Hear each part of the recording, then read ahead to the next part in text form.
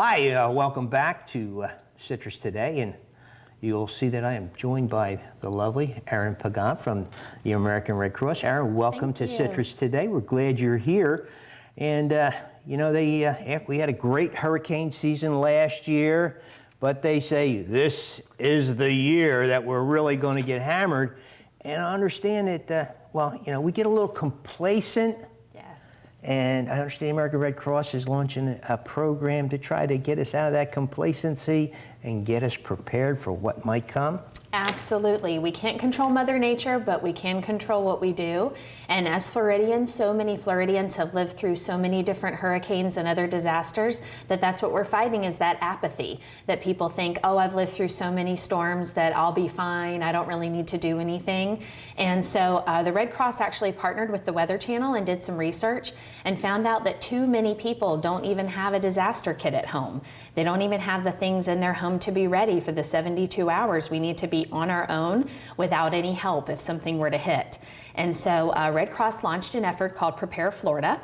And that's to help people who are residents of Florida or have a business in Florida or are even a visitor to Florida, all the way from the Panhandle all the way to Miami. So certainly Central Floridians are involved in that, to be able to know how to put your kit together, make an evacuation plan, even if that means you're going to evacuate to a family member who's outside of the state, or if you need to know where your evacuation shelter is because you don't have a family member to go to, as well as to be able to help others. So if you have elderly people in your neighborhood who need help because they don't have the access to this information as readily as you do, a single parent who has a lot of children and needs some help, it's to be able to reach out beyond just your immediate family and be able to reach out to neighbors, your church friends, to be able to say, I'm going to create a prepared neighborhood, a prepared community, so that no matter what hits our communities, we're ready for whatever comes our way.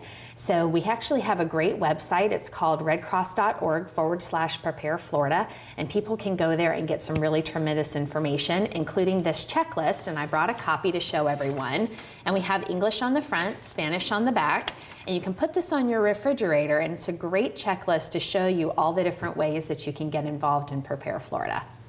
Wow. And again, I think complacency is our biggest problem. You know, we have our viewing public out there, and they're going to start, you know, thinking about it, hopefully. But what kind of things do you recommend? I know we've got our list here, but what kind of things do you recommend that they have for that 72-hour kit?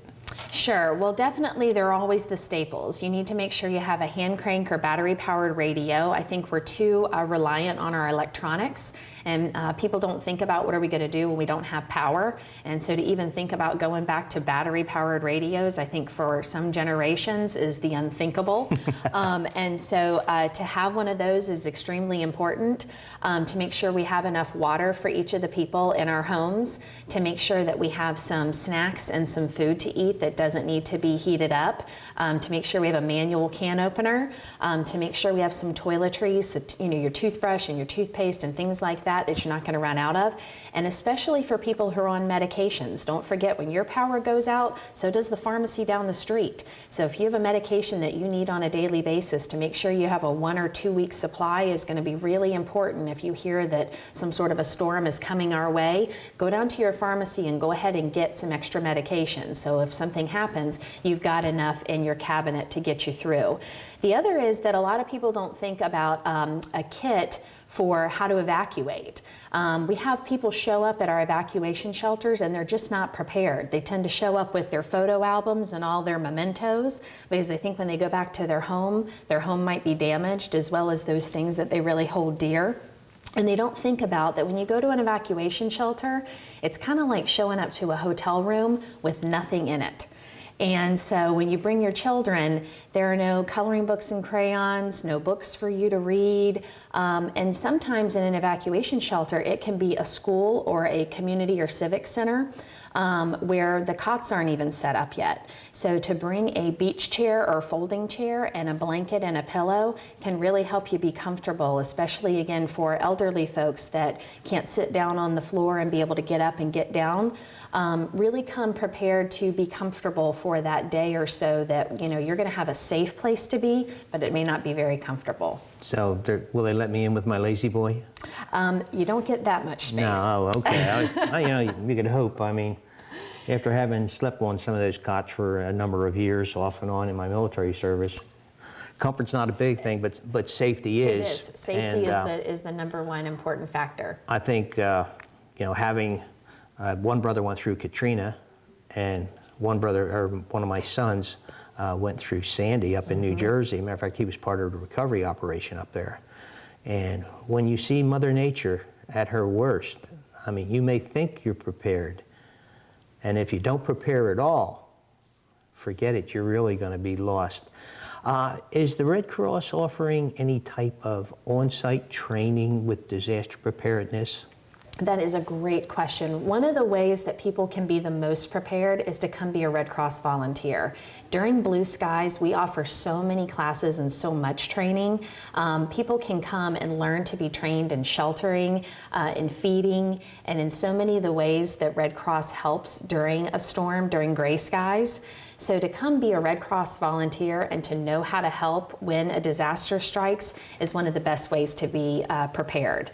Another way is to go get CPR, first aid, and AED training. To be trained in life-saving skills is also a tremendous way to be prepared, because not only are you prepared for when a disaster strikes, but also if someone were to need you for an emergency when you're at the grocery store and someone hits the ground and needs you during those critical moments.